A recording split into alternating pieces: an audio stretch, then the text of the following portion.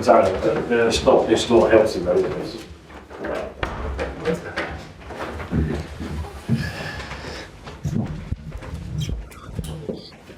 Okay, good afternoon everyone. Thanks for joining today. If you'd like to ask a question, please raise your hand and we'll get around as many as possible. Gary, do you want to get us started? Hello Enzo. Hello again. Hey. Injury update, I guess Romeo Lavia. No, Romeo is available for tomorrow. The only one is Rhys. So he's back and available? Yes. Yeah. Available, do you think, to play the whole game or start? Or? We'll see. We have one more session now and then we decide. But the important thing is that finally is back. And Rhys, still no real update? Yeah, exactly. So obviously good performance in the week. 11 changes to your side. Nobody really did themselves any harm in terms of making a shout, knocking on your door saying I want to start this weekend. No, at the moment. No, as I said, after the last game, I think it's a good thing for me to have some doubt. That means that they are doing well and they get the chance when we give to them. So this is something important, and as I said, is something that we need to continue to do it, because I think we create the right culture in terms of team, compete, and this is important. I guess one of the biggest headaches, a nice headache, is deciding between Nick and Chris up front.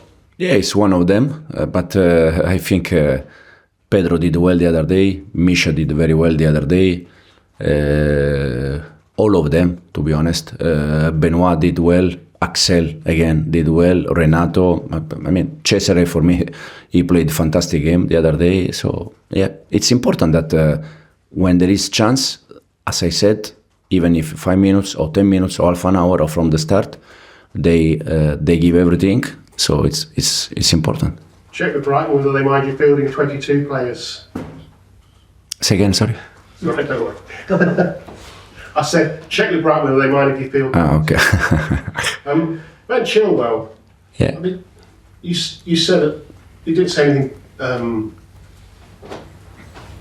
but good about him after the game. You played half the match. You said that you try and give him some more minutes, some more matches. Does that include in the Premier League as well?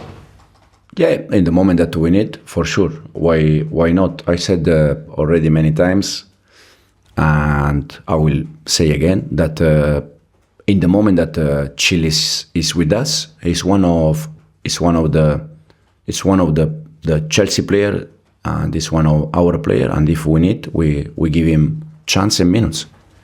When you were advising him in transfer window to leave, do you now think that was a mistake? Were you making a mistake? Could he be important to you?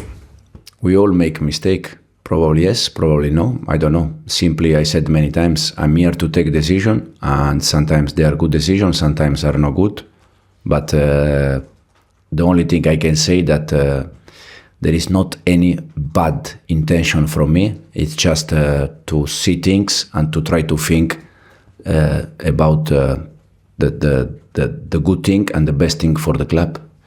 If you win tomorrow, that'll be 4 wins on the bounce in all competitions, most of them in the Premier League, all wins in September apart from the draw. That's Manager of the Month territory. The focus is just about the game. I think it's the most important thing. As you said, if we are able to win, it's also important to continue with that momentum, and this is the only thing that I really care. The rest, I will be happy, as I said, to share finally 3 points with the fans at home. But yeah, this is the most important thing. For you personally, you spoke about where the team are based on what you were hoping for at the last news conference. But for you personally, are you surprised? Has it been easier than you thought it was going to be? Oh, easy. No easy. As we said, we have already 2 weeks, I think 2-3 weeks, where there is no noise around the team. This is important. But no, I think not easy. No, it's just it's what I expected in terms of hard work, but in the same times nice, exciting, so happy. We'll go to John. How important have the last few weeks been, with obviously the win of Bournemouth, the win of West Ham, for just creating that belief, I suppose, inside the club, outside the club, that you're actually now heading in the right direction? It's always important to win games because give us energy, confidence, trust. But sometimes even when you don't win, you play some good games. So you have to be focused on that it's important. And sometimes happen in the other side, that sometimes you win games, but probably you don't deserve, and you think that everything is fine. That is not fine. But the main thing, as I said, in this moment, for sure, the results are important, but is to see how we progress, how we are able to change players, but the identity and the idea is still there. This has to be, in this moment, the main target. And then for sure that we're going to win games. Have you seen within the squad the players kind of growing over the last 2 or 3 weeks, learning what you're trying to teach them, and how long is it going to take, do you think, for all of it to come together to play like how you actually want them to play? No, since day one, they have been open mind and they are trying to understand what we want from them.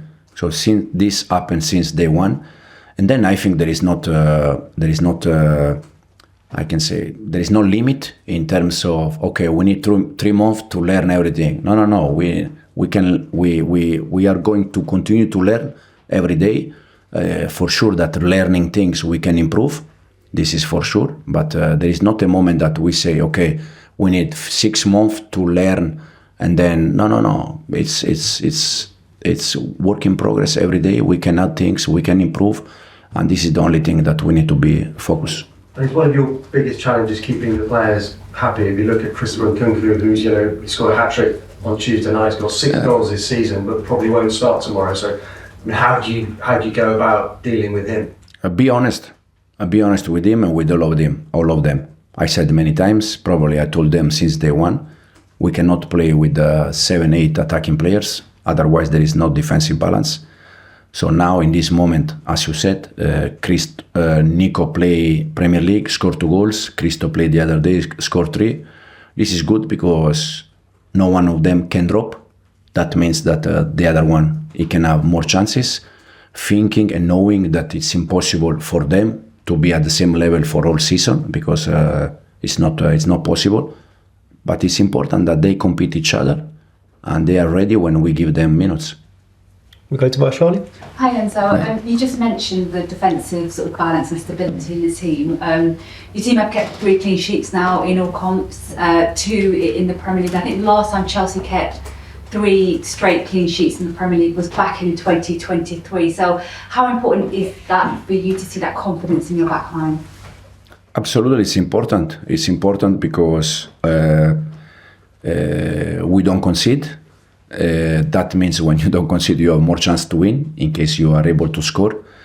But it's also important the feeling that we have. I said we concede against City 2 goals, but we didn't concede many chances. And City, it's a team that every game they have big amount of chances, a big amount of goal.